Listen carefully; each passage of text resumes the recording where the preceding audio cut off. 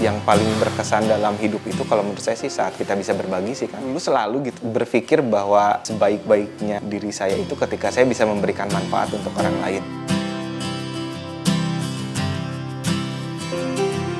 High season mungkin bisa sampai 500-an lah. Kurang lebih lah ya, plus minus lah. Cuman kadang-kadang plusnya banyak banget, minusnya juga jangan banyak. Sebelumnya mungkin perkenalkan, saya Rian, umur mungkin 36 saat ini. Kebetulan saya yang kelola perusahaan wajan, Cor Aluminium Bintang. Posisinya ada di Jalan Sindang Sari Raya, Kecamatan Cikoneng, Kabupaten Ciamis. Untuk perusahaan ini sendiri sebetulnya secara basic kita di industri cor aluminium, tapi dalam bentuk tradisional mungkin ya. Produknya sendiri kita konsentrasi di alat-alat rumah tangga yang bisa dibuat dengan metode pengecoran aluminium. Untuk produknya sendiri sebetulnya banyak, mayoritas memang berbentuk wajan ya. Kita bentuknya wajan semua, tapi di luar itu juga kita ada panci juga, tapi pancinya dalam bentuk cor aluminium juga, bukan yang dari plat. Terus ada langseng serbaguna juga, ada kastrol, mungkin kalau orang-orang Jawa Barat mungkin lebih familiar dengan kastrol. Nah, untuk ngaliwat betul. Kalau di luar Jawa Barat memang agak aneh sih sebetulnya. Budaya ngaliwat kayaknya adanya di Jawa Barat kayaknya kebanyakan.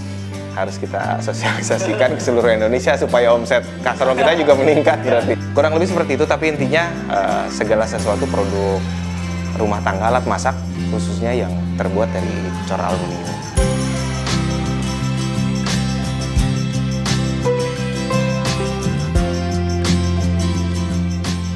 Ada yang dicor, yang seperti di tempat kami mungkin ya.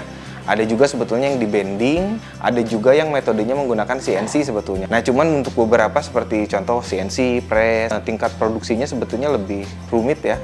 Dan biasanya itu dilakukan untuk produk-produk dengan target market menengah ke atas.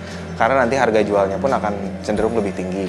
Nah, untuk kami itu sebetulnya lebih fokus ke target market di bawah itu, seperti itu.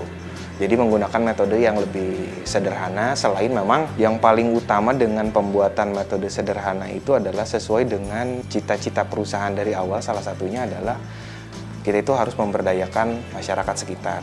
Semakin banyak otomatisasi, semakin banyak menggunakan alat-alat, robot, otomatis semakin berkurang juga tenaga kerja manusia. Nah, kita sebetulnya ada sisi-sisi idealisme untuk tetap mempertahankan, bisa menyerap tenaga kerja di masyarakat sekitar yang cukup banyak. Ya salah satunya dengan memperbanyak proses produksi dengan tangan manusia.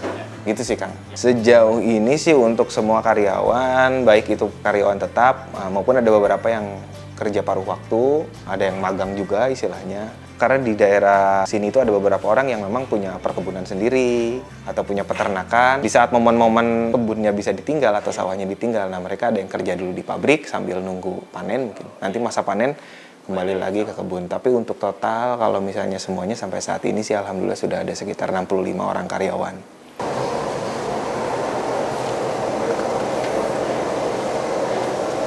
Sebetulnya dulu juga sama, Kang, saya karyawan juga. Saya kerja di salah satu perusahaan properti terbesar di Indonesia. Saya kerja di Agung Podomoro Group dulu, Kang. Saya lulusan sebetulnya desain dari Fakultas Seni Rupa Desain di ITB.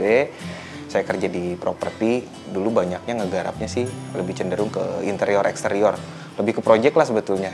Jadi kalau secara prinsip sih sebetulnya nggak ada basic sama sekali di bidang dunia cor aluminium gitu ya. Jadi kalau dibilang di industri ini sebetulnya saya nggak tahu banget ya, Kang ya.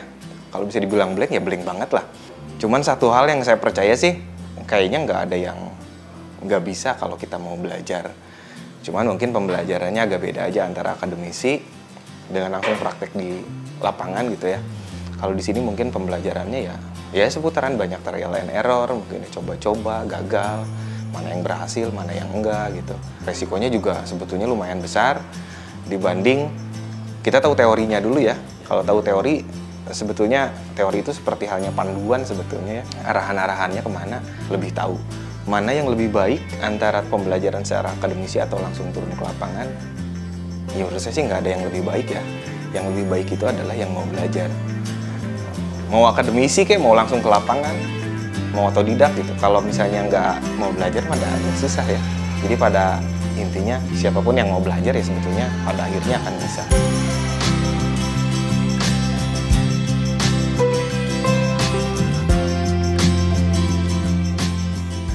Saya sendiri sih sebetulnya bukan lahir di keluarga yang mampu ya Kang ya. Hidup sangat-sangat pas-pasan, bahkan kurang dari pas-pasan. Tapi pada prinsipnya sih kalau saya pribadi, ya dulu karena saya memang nggak punya privilege, ya maksudnya nerusin usaha orang tua gitu atau ya apalah dari orang tua gitu ya. Ya satu-satunya yang saya kejar pendidikan sih kalau saya dulu Kang. Saya sih fokus di pendidikan, gimana caranya sekolah pintar, ya kalau bisa ranking di kelas. Standar sih sebetulnya ya. Ya jalur saya mah itu mungkin ya Kang ya, karena saya nggak punya apa-apa gitu ya. Ya jadi pada akhirnya ya yang ditempuh jalur akademisi aja sebisa mungkin. Ya sepinter-pinter bisa lah. Pinternya bisa segimana ya, dimaksimalin di akademisi aja. Apakah sekolah jadi parameter orang bisa sukses ya sebetulnya enggak juga ya. Banyak kok pemimpin-pemimpin perusahaan dunia yang dulu kuliahnya nggak tamat gitu ya. Ya tapi kan masalahnya berapa persen ya? Berapa persen sih yang nggak sekolah atau sekolahnya nggak tamat sukses gitu? Saya sekolah ya cuman sekedar memperbesar kemungkinan aja sebetulnya. Memang walaupun nggak sekolah juga nggak ada jaminan sukses atau enggak. Begitu pula yang sekolah juga nggak ada jaminan sukses atau enggak gitu. Tapi ketika dengan sekolah yang baik, ya minimal memperkecil kemungkinan nggak sukses aja. Pilihannya dua, sukses di orang atau sukses sendiri gitu. Nah kalau kebetulan saya ya alhamdulillah dapat pembelajaran dulu untuk kerja di orang, belajar banyak sampai akhirnya ketika mengelola sendiri juga setidaknya ada bekal lah. Ya kosong-kosong banget. Sebetulnya gelar mah kalau kata saya mah kayak kemasan sih Kang. Nggak jaminan bahwa gelar itu adalah isinya juga baik gitu ya. Wah ini mah sarjana apa gitu, atau IPK-nya berapa. Nggak jaminan orangnya juga sehebat itu gitu. Tapi minimal kalau orang udah kemasannya baik, ya orang akan lebih aware Kang. Minimal mah itu bisa jadi kunci terakhir.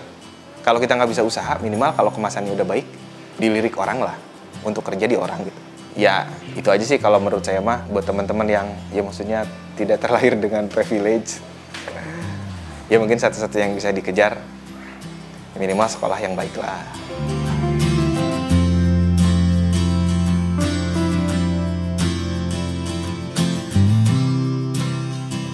Kalau secara langsung menyaksikan sih kayaknya saya nggak menyaksikan ya Kang ya. Karena saya juga kayaknya masih di alam yang mana gitu.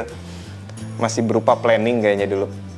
Tapi kalau secara sejarah singkat yang saya tahu dari orang tua beberapa karyawan di sini yang memang sudah kerja puluhan tahun juga. Awal mulanya itu di tahun sekitar 1979. Jadi pada awalnya itu sebetulnya dari kakek mungkin ya, generasi ketiga. Ada beberapa sebetulnya pengusaha wajan juga di sini yang mungkin dari awal-awal buat pabrik wajan, akhirnya seiring perkembangan waktu turun ke anak-anaknya mungkin. Nah untuk Bintang sendiri saat ini itu mungkin dari anak-anaknya kakek mungkin ya. Saat ini di daerah sini Sindang Sari ada sekitar 5 pabrik wajan yang awalnya dulunya satu mungkin ya. Dari anak-anaknya berkembang, salah satunya pabrik yang di sini. Nah di sini itu awalnya dikelola oleh mertua saya mungkin ya. Tahun 2017 akhir meninggal, akhirnya 2018 saya kesini. Nah kebetulan saya kelola saya sendiri mungkin karena kebetulan jadi laki-laki paling tua juga di keluarga setelah sepeninggalnya bapak. Istri saya anak paling besar, punya adik-adik. Nah salah satunya mungkin tadi ada Kang Angga, itu suaminya, adiknya istri saya yang sama-sama kelola juga, sama mungkin yang paling kecil tadi ada Aldi juga. Nah kalau itu anak langsung dari ya mertua saya. Jadi kalau dibilang pengusaha muda juga enggak, karena saya paling tua di keluarga. Ya akhirnya mungkin lebih mendominasi mengelola ini ya, mungkin saya. Tapi sejauh itu juga sama adik-adik sekarang udah mulai setelah pada lulus kuliah juga udah mulai ditarik, ayolah bantuin sama-sama. Mumpung ada lahan untuk kita kerjakan, ya kita kerjain sama-sama lah. Kalau masalah belajar mah ya kita sama-sama belajar di sini. Untuk produksi di kami sebetulnya secara prinsip sih hitungannya itu tonase ya. Jadi dari bahan baku berapa ton. Nah nanti untuk produksinya sendiri sih sebetulnya tergantung dari ukurannya sendiri. Kalau misalnya ukurannya yang kecil-kecil sih mungkin sehari bisa sekitar 2.000 sampai 3.000 pieces per hari kapasitas produksinya.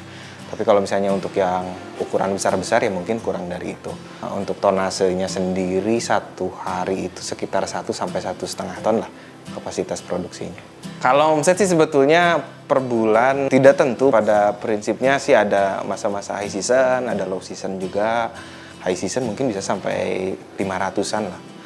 Kalau low season ya mungkin sekitar 100, 200, kurang lebih lah ya, plus minus lah. Cuman kadang-kadang plusnya banyak banget, minusnya juga jangan banyak.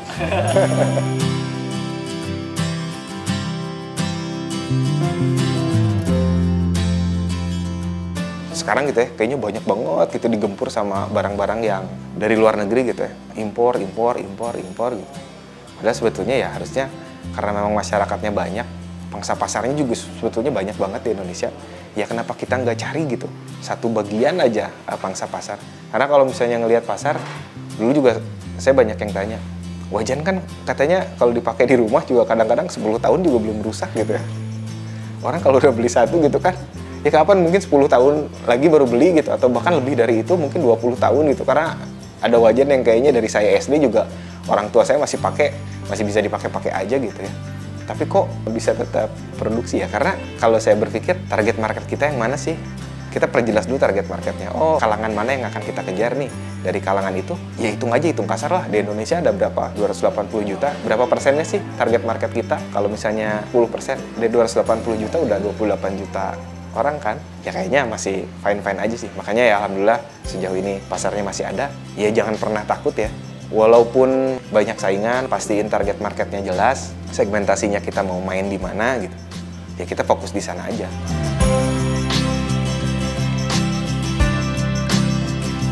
Di sini tuh memang secara prinsip saya tetap mempertahankan nilai-nilai tradisional perusahaan wajan di sini karena memang kebetulan di wilayah sini tuh jadi sebuah sentra ya, ada sekitar 15 pabrik wajan, kami salah satunya.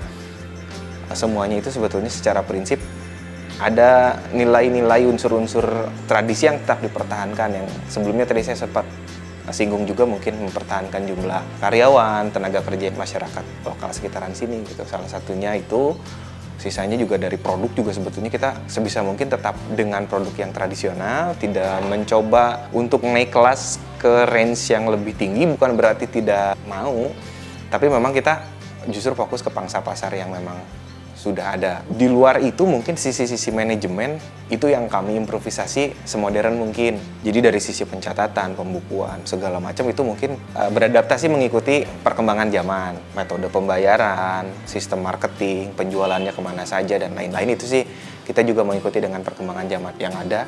Jadi kalau misalnya dibilang pencatatan cukup terukur sih cukup terukur. Kalau dibilang rugi secara keseluruhan sih alhamdulillah sejauh saya mengelola sekitar 5 tahun ini sih kayaknya nggak pernah, alhamdulillah, mudah-mudahan jangan pernah juga ya Kang ya. Tapi kalau kerugian-kerugian kecil selama proses berjalan ya pasti selalu ada ya. Kadang-kadang trial error, bikin produk baru ternyata hasilnya tidak sesuai dengan yang pasar butuhkan, atau misalnya mungkin ada hal-hal defect-defect yang ternyata tidak terperhitungkan sebelumnya, wah ini ternyata harus diimprovisasi. Ya kalau itu sih ada. Nah proses trial error itu tentu pasti ada kerugian ya Kang ya.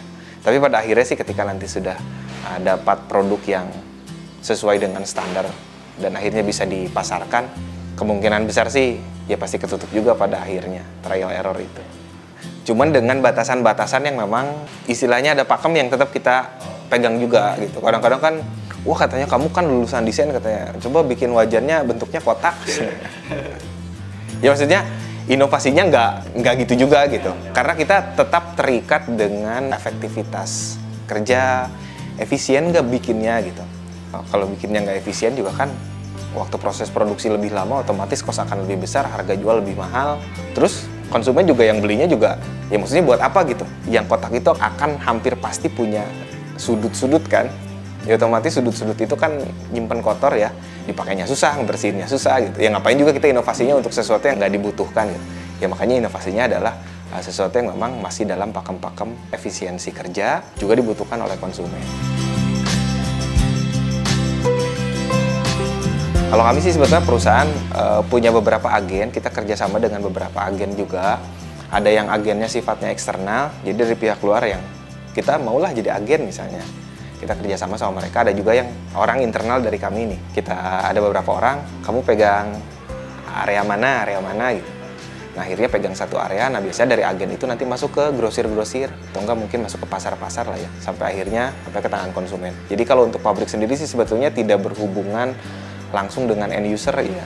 Ya mungkin ada sih beberapa yang beli ke sini ya. Kita juga tetap terima sih sebetulnya, mau beli 1 biji juga ya nggak akan kita tolak juga gitu. Atau memang kita produksi juga untuk dijual, tapi mungkin secara frekuensi nggak banyak lah. Kalau mayoritas untuk yang kami sendiri sebetulnya kebanyakan itu di Jawa Barat, Jawa Timur, sama Sumatera. Tapi kita juga udah masuk sampai ke Kalimantan sama Sulawesi juga udah masuk sih. Jawa, Bali, Lombok udah masuk juga. Paling yang belum kecapai itu ke daerah Papua mungkin. Ongkosnya agak jauh sih kan. Sulawesi, Kalimantan juga mungkin belum sebanyak di Sumatera atau Pulau Jawa, Bali lah. Karena secara prinsip saya pernah jadi karyawan juga, kebetulan saat ini juga saya jadi pelaku usaha juga. Kalau dibilang, ya saya tetap menyarankan sama semua teman-teman mungkin, ya kalau bisa mah usaha sendiri sih. Akan ada hal-hal yang jauh lebih baik. Bukan berarti secara penghasilan aja, tapi pembelajarannya juga sebetulnya jauh lebih besar gitu ya. Kadang-kadang kan kalau di kita itu, Kang usaha yuk misalnya. Enggak katanya. Saya emang nggak punya modal. Biasanya nggak punya modal itu jadi salah satu alasan yang klasik buat orang-orang nggak memulai usaha. Gitu. Padahal buat beberapa orang yang kayak gitu, termasuk mungkin ada beberapa teman-teman saya juga, saya selalu bilang, sok saya modalin, yang masuk gede-gede misalnya, sok saya modalin nih berapa, mau usaha apa, planningnya gimana, nanti target jualannya gimana, hasilnya berapa, ini kira-kira balik modal dalam waktu berapa lama gitu. Ketika ditanya bisnis plan-nya, mereka bingung gitu, gimana ya usaha apa ya gitu. Jadi sebetulnya orang-orang yang tidak memulai usaha itu atau takut untuk menjadi pengusaha itu menurut saya sih lebih cenderung ke bukan nggak punya modal kali ya, tapi karena memang nggak punya bisnis plan. Nah, jadi kuncinya usaha itu sebetulnya memang bisnis plan kalau menurut saya. Bahkan termasuk saat kita bekerja gitu ya. Karena memang dulu saya juga karyawan, kalau misalnya memang kita punya bisnis plan yang baik, minimal planning pegang di divisinya sendiri lah, atau departemennya sendiri gitu, atau di bagiannya sendiri gitu. Ketika memang kita bisa kerja optimal di sana, walaupun hasilnya untuk perusahaan yang tempat kita kerja gitu ya, saya sih percaya atasan juga pasti akan mengapresiasi gitu.